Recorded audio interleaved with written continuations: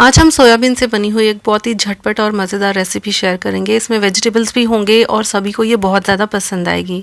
Soybean health के लिए अच्छी होती है, तो आई थिंक ये तरीका आपको बहुत पसंद आएगा। अगर आपको मेरे वीडियोस अच्छे लगे तो लाइक और सब्सक्राइब ज़रूर करें और मेरे इंस्टाग्राम अकाउंट को भी फॉलो करें। सबसे पहले आप सोयाबीन चंक्स को अच्छे से साफ़ करके पानी में धो लें 2-3 बार और फिर बॉइल्ड पानी में डालकर इसे 4 या 5 मिनट के लिए बॉईल कर लें। बॉईल करने के बाद इसे इस तरीके से छानना है।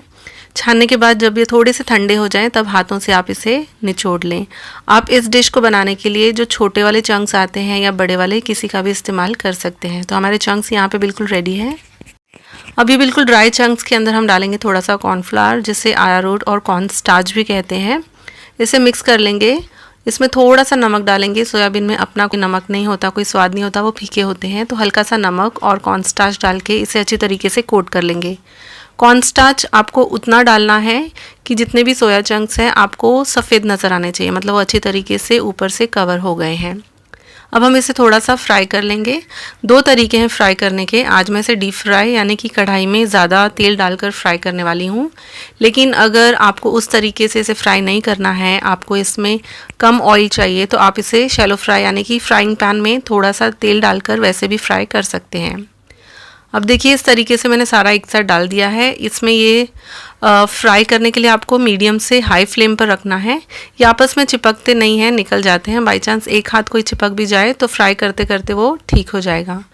याद रखें कि यहाँ पे फ्लेम मीडियम से हाई रखें, वरना ये बहुत ज़्यादा तेल सोक करेंगे, बहुत ऑयली बनेंगे। अगर आपको कम तेल चाहिए तो आप इसे मीडियम से हाई या फिर हाई फ्लेम पर ही फ्राई करें। जब गोल्डन फ्राई हो जाए तो इसे बाहर निकाल लें। अब यहाँ पे सब्जियाँ कट करेंगे। एक टिप बताऊंगी आपको, अगर आप शिमला मिर्च कभी भी कट करते हैं तो वो अच्छी शेप में आए। तो आपने देखा होगा शिमला मिर्च कभी 3 भाग में होती है, जैसे कि आज की मेरी ये वाली मिर्च है, या फिर कभी कभी 4 भाग में होती है। तो उसके जितने भी भाग है वहाँ से आपको उसे कट लगाना है नीचे तक, यानी कि डंडी तक। और उसके बाद में जब आप इसे खोलते हैं तो इसके बीज जो हैं वो साथ में नहीं कटते, बिल्कुल सेंटर में रह जाते हैं। तो आप सारे बीज एक साथ इस तरीके से निकाल सकते हैं। और जो बचा हुआ पार्ट है शिमला मिर्च का, ये 3 टुकड़ों में है। जो दूसरी मिर्च होती है वो 4 टुकड़ों में होते हैं। अब इसको आपको चाइनीज़ डिश में डालना है, नूडल्स वगैरह में, तो आप इसे लंबा लंबा कट करके डाल सकते हैं। अगर आपको स्टार्टर्स में, सैंडविचेस में, पिज़्ज़ा में यूज़ करना है तो आप इसके क्यूब टाइप निकाल सकते हैं। ये देखिए इसका जो बीज है और जो सफ़ेद वाला फ्लफ़ी सा पार्ट होता है बहुत ही आसानी से निकल गया है। अब हम इसे कट कर लेंगे जैसा हमें चाहिए। आज मैं इसे इस तरीके से कट कर रही हूँ। आप चाहें तो इसे आप मनपसंद शेप दे सकते हैं। इसी के साथ आज की डिश में मैं थोड़ी सी पत्ता गोभी डाल रही हूँ, ऑप्शनल है। आप चाहें तो सिर्फ कैप्सिकम यूज़ कर सकते हैं। अब कुछ डिशेस में हमें कैप्सिकम इस तरीके की चाहिए होती है, लंबी लंबी, उसे कट करना बड़ा मुश्किल है। तो ये जो पीलर होता है पोटैटोज़ को देखिए आलू लफ्ज़ नहीं आ रहा है मुंह पे। आलूओं को जो कट करने का, छीलने का जो पीलर होता है, उससे आप इस तरीके से बहुत ही बारीक बारीक गोभी जो है उसे कट कर सकते हैं। ये बस टिप के लिए मैंने आपको बताया है। इस तरीके की टिप्स मैं अपने वीडियोज़ में शेयर करती रहती हूँ। अगर आपको ये पार्ट नहीं देखना है तो आप इसे स्किप करके डायरेक्टली आगे रेसिपी पे जा सकते हैं। तो इस तरीके से सब्ज़ी और शिमला मिर्च को आप कट कर लें और उसके बाद में एक मज़ेदार सा तड़का लगाएंगे और तैयार करेंगे डिश। अब एक फ्राइंग पैन ले लिया है, उसमें डालेंगे थोड़ा सा ऑयल। जैसे ही ऑयल गर्म होता है इसमें बिल्कुल बारीक कटा हुआ लहसुन डालना है हमें। लहसुन को आपको बहुत ज़्यादा नहीं पकाना है जैसे हम इंडियन डिशेस में पकाते हैं, बस हल्का सा इसे सौते करना है। साथ ही में मैंने डाल दिया है बारीक कटा हुआ अदरक। इसे सिर्फ 1 या 2 मिनट के लिए पकाएंगे, ज़्यादा लाल नहीं करेंगे इसे। और उसी के साथ इसमें हम बाकी सब्जियां ऐड करेंगे। यहाँ पे मैंने ग्रीन चिलीज़ डाली है, लंबी लंबी, आप कट करके इसमें ऐड कर सकते हैं। अगर आपको ज़्यादा तीखा नहीं पसंद, कम डाल सकते हैं या बिल्कुल भी स्किप कर सकते हैं ग्रीन चिलीज़ को। अब इसके अंदर हम डालेंगे बाकी सब्जियां। थोड़ा सा मैं इसमें डाल रही हूँ गाजर, इसे भी इस तरीके से लंबा सा कट कर लिया है। अब सब्जियां आप अपने मनपसंद के हिसाब से डाल सकते हैं। आप चाहें तो कम से कम डालें। अब हेल्दी डिश बना रहे हैं सोयाबीन को लेकर, तो ज़्यादा सब्जियां डालेंगे तो और भी हेल्दी भी बनेगी और टेस्टी भी बनेगी। लेकिन कभी कभी ऐसे होता है ना कि सारी सब्जियां घर पे अवेलेबल नहीं है, तो कोई बात नहीं, उस टाइम पे आप सिर्फ 2 चीज़ें, प्याज और कैप्सिकम, साथ में लहसुन अदरक डाल के भी इसे बना सकते हैं। तो गाजर के बाद मैंने इसमें डाला है बड़ा बड़ा प्याज। उसे भी 1-2 मिनट के लिए सौते किया है। साथ में हम डाल देंगे यहाँ पे कैबेज यानी कि पत्ता गोभी।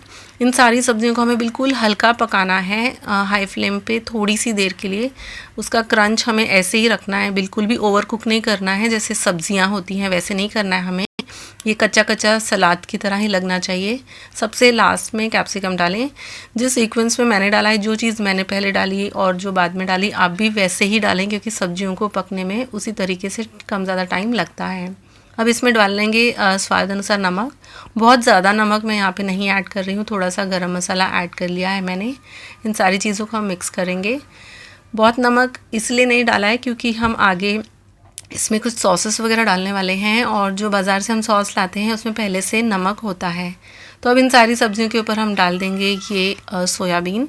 अब आप सोच रहे होंगे हेल्दी डिश है और मैंने फ्राई वाले सोयाबीन यूज़ किए हैं, तो इसमें हेल्थ कहाँ से रह गई। तो जैसे मैंने आपको बताया, आप इन सोया चंक्स को शैलो फ्राई भी कर सकते हैं कम तेल डालकर, या फिर आप नहीं डालना चाहते हैं तेल, बिल्कुल ही हेल्दी खाना चाहते हैं, तो सिर्फ बॉइल्ड वाले जो सोया चंक्स है उसे आप डाल सकते हैं डायरेक्टली। उससे टेस्ट थोड़ा कम आएगा लेकिन वो हेल्दी बहुत होगा। अब सबसे लास्ट में जो मैंने ऐड किया है उसमें 3 चीज़ें थी, एक चिली सॉस, एक सोया सॉस और एक उसके अंदर था केचप यानी कि टोमेटो केचप। उन सारी चीज़ों को 1-1 चम्मच डाल के मैंने मिक्स कर लिया था और फिर इसके अंदर ऐड कर दिया, और उसमें थोड़ा सा कॉर्नफ्लावर था ताकि इसमें थोड़ी सी थिकनेस आए।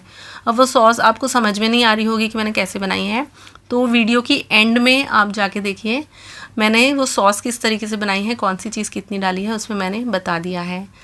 अब इसके ऊपर थोड़ा सा धनिया की डंडी डालेंगे। आप चाहें तो यहाँ पे ग्रीन ऑनियन यानी कि स्प्रिंग ऑनियन भी डाल सकते हैं। अब इन सारी चीज़ों को मिक्स कर लेंगे। ये गर्मा गर्म इसी तरीके से आप सर्व करें, बहुत टेस्टी लगता है। यहाँ पे आप नमक वगैरह चख लें, अगर आपको कम लगता है तो आप डाल दें। अगर आपको तीखा ज़्यादा पसंद है तो चिली सॉस ज़्यादा या फिर इसमें लाल मिर्च का पाउडर भी डाल सकते हैं। अब लास्ट में आप चेकआउट कर लीजिए कि जो मैंने मिक्सचर डाला था सॉस का, वो किस तरीके से बनाया था। तो यहाँ पर सॉस बनाने के लिए 1 चम्मच कॉर्नफ्लावर यानी कि अरारोट कॉर्नस्टार्च जिसे कहते हैं वो ले लिया है। साथ में है 1 चम्मच चिली सॉस, अगर आपको तीखा पसंद है तो ज़्यादा भी डाल सकते हैं। साथ में 1 चम्मच केचप जो टोमेटो सॉस होती है उससे डाला है, और इसी के साथ हम डाल देंगे 1 चम्मच सोया सॉस। अब इन सारी चीज़ों को मिक्स कर लेंगे। क्योंकि हम ये एक स्टार्टर की तरह डिश बना रहे हैं इसलिए हमने इसमें कॉर्नस्टार्च डाला है। अगर आप नूडल्स वगैरह के लिए सॉस बनाना चाहते हैं तो कॉर्नस्टार्च के बगैर आपको बनाना होगा। लास्ट में मैंने आपको विनेगर दिखाया था, आप चाहें थोड़ी सी खटास पसंद है तो इसमें 1 चम्मच विनेगर डाल सकते हैं, अगर आपको नहीं पसंद है तो स्किप कर सकते हैं। अब इन सारी चीज़ों को मिक्स करने के बाद आपको इसके अंदर पानी ऐड करना होगा अच्छा खासा, ताकि जब आप इसे किसी भी डिश में यूज़ करते हैं तो जल्दी से वो ड्राई ना हो जाए। बस अगर आप नूडल्स के लिए इसे यूज़ कर रहे हैं तो कॉर्नस्टार्च ना डालें। तो ये थी झटपट सी सॉस की रेसिपी, आप इसे किसी भी डिश में यूज़ कर सकते हैं।